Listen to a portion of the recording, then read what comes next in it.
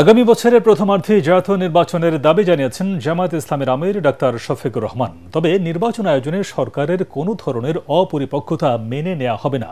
সিলেটের বিয়ানীবাজারে জামায়াত ইসলামী আয়োজিত সুধী সমাবেশে প্রধান অতিথির বক্তব্যে তিনি এসব কথা বলেন। জামায়াত আমির বলেন, অতীতের বস্তা পচা প্রক্রিয়ায় নির্বাচন হলে জনগণ তা মেনে নেবে না। নির্বাচন হতে হবে স্বচ্ছ, নিরপেক্ষ ও পেশিশক্তি প্রভাবমুক্ত। প্রবাসীদের শুধু ভোটাধিকার নয়, তাদের ভোট গ্রহণ নিশ্চিত করার দাবি জানান তিনি। দেশকে সুশৃঙ্খল অবস্থায় আনতে হলে আমাদের একটা কার্যকর নির্বাচন লাগবে।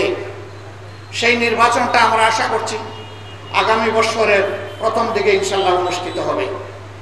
কিন্তু সেই নির্বাচনটা কেমন চাই? আমাদের স্পষ্ট বক্তব্য, অতীতের বস্তা পচায় ধারায় নতুন কোনো নির্বাচন চাই না, এবং এমন কোনো নির্বাচন আমরা মেনেও নেব না।